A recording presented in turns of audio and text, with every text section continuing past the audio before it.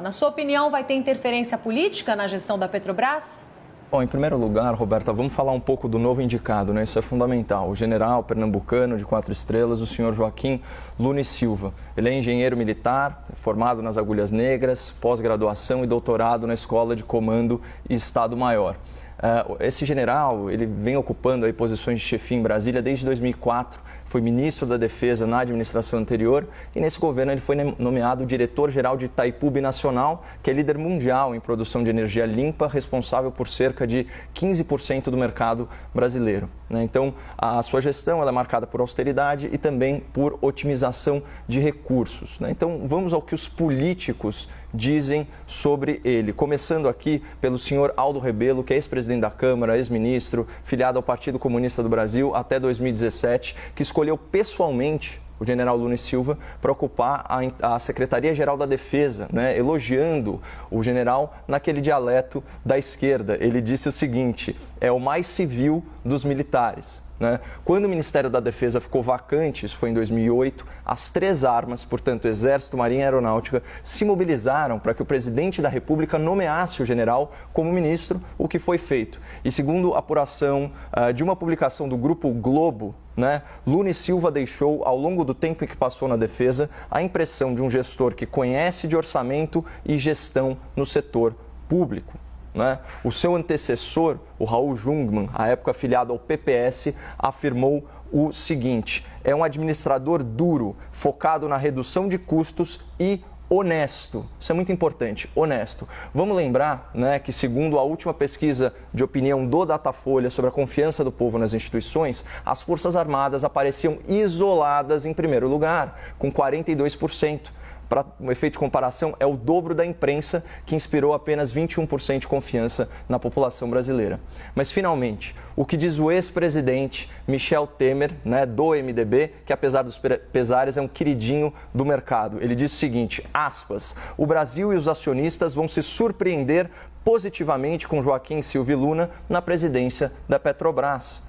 E o Temer fala em surpresa positiva, porque a população brasileira, e nesse caso o investidor brasileiro, é vítima de um jornalismo de torcida preconceituoso, que muitas vezes desinforma e que não reconhece a realidade da competência do alto oficialato brasileiro em atribuições civis. E aqui é importante deixar uma pergunta no ar. Será que esses 2 anos sem escândalos de corrupção no governo federal não estão relacionados com a presença maior dos militares na administração pública?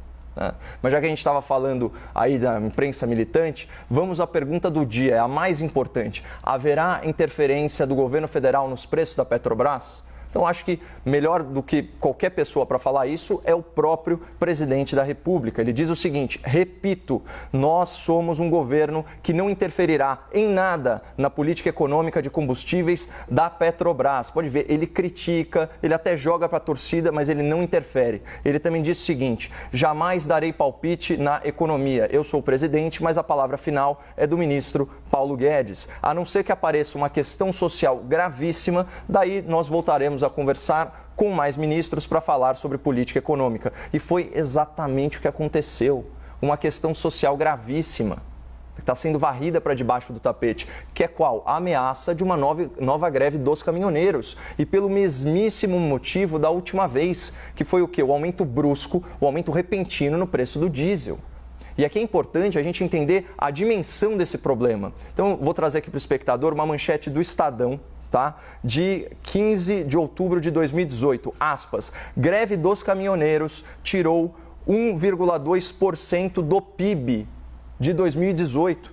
Então, segundo os dados apurados aí pelo antigo Ministério da Fazenda, aqueles 11 dias de paralisação dos caminhoneiros geraram nada menos que 78 bilhões 966 milhões de reais em perdas diretas e indiretas à economia nacional. Gente, isso é equivalente aí a 2 anos e alguns meses do Bolsa Família.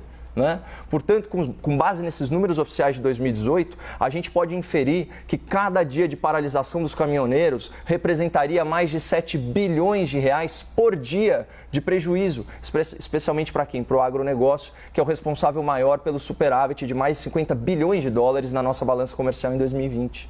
Mas diante aí desse cenário de ebulição social, o que declarou o presidente da Petrobras, o senhor Roberto Castello Branco, diga-se de passagem, excelente gestor, mas que infelizmente não demonstrou a devida empatia pelo trabalhador brasileiro nas rodovias. Ele disse que a insatisfação dos caminhoneiros é, aspas, um problema que não é da Petrobras. Acontece que a diretoria da Petrobras é um problema do Brasil, porque, por bem ou por mal, essa ainda é uma empresa de controle estatal, de propriedade da sociedade brasileira. Vocês fazem ideia quanto recebe de remuneração esse senhor aí em home office desde março do ano passado, como gosta de frisar o presidente da República, e que tratou tão desdenhosamente do problema dos caminhoneiros que enfrentam sim a pandemia de peito aberto? Manchete aqui do jornal O Globo, setembro de 2020. Petrobras eleva a previsão de pagamentos a diretores. Com salários e bônus, cada um pode ganhar até R$400 mil por mês. Né? Então, a matéria continua. Considerando que a Petrobras tem 9 diretores executivos, em média, cada um poderia ganhar até R$4.800.000 por ano. Né? Então, aqui, só para estabelecer uma comparação, né, o salário do presidente da República é de R$371 mil por ano. Ou seja, o presidente da Petrobras ganha mais em um mês de férias ou de home office do que o presidente da República em um ano inteiro de trabalho. Então, por que eu disse isso? Será que é muito exigir um pouquinho mais de tato, um pouco mais de empatia do presidente da Petrobras? A minha mãe, a dona Maria Ângela, é mãe de 3 filhos. Quando ela queria ensinar pra gente, Roberta, a importância de compartilhar as coisas entre os irmãos, ela falava o seguinte: se vocês não são generosos por caráter, sejam por inteligência. Né? Se vocês não são generosos por caráter, sejam por inteligência. É uma pena que o presidente da estatal não tenha ouvido aí a tempo esse bom conselho da minha mãe, até porque fazer o bem, se tornar bondoso, também é uma questão de prática, também é uma qualidade que pode ser treinada. Mas enfim, voltando aqui para o presidente da Petrobras, considerando a sua declaração infeliz sobre o problema dos caminhoneiros e tendo em vista que o seu mandato de 2 anos na presidência da estatal se encerra mês que vem, mais precisamente em 20 de março, não tem nada de intempestivo aqui. Qual que é o problema de substituí-lo, sendo que essa é uma prerrogativa do Poder Executivo? E outra, desde quando substituir a direção da Petrobras é sinônimo de interferir nos preços? Será que não é mais plausível interpretar essa troca de comando na Petrobras em fim de mandato e a isenção temporária, né, de PIS, COFINS, tem essa também, como um aceno do presidente da República para os caminhoneiros, com o intuito de prevenir um mal maior, que é o quê? Uma greve nacional que traria prejuízos bilionários para o Brasil. O senhor Jair Bolsonaro, reiteradamente, tem garantido à sociedade e ao mercado que, aspas, vou continuar sem interferir, interferência zero. Né? Então, quem defendia e quem defende interferência do governo nos preços da Petrobras são todas as lideranças da esquerda brasileira, que foram derrotadas em 2018 nas urnas. Estou falando de quem? Do Guilherme Boulos, da Marina Silva, do Ciro Gomes e principalmente do Fernando Haddad. Né? Olha aqui o que disse a Folha de São Paulo em setembro de 2018. Haddad diz que, aspas, Temer errou ao atrelar o preço doméstico à cotação internacional dos produtos da Petrobras. Aí vem a Manuela Dávila, nossa quase vice-presidente, numa rede social e fala o seguinte, aspas, o liberalismo entreguista está quebrando o país em tempo recorde. Se faz necessária a suspensão da política de reajuste automático dos preços e o fim da entrega do pré-sal. Então, vocês percebem a hipocrisia? Interferir nos preços da Petrobras era o plano de governo das candidaturas apoiadas pela imprensa militante, que agora critica o Bolsonaro por esse mesmo erro. Só que o detalhe é que ele ainda não cometeu esse erro. Então, se o presidente da República efetivamente alterar preços da Petrobras na canetada, eu vou ser o primeiro a criticar vocalmente, como eu sempre faço.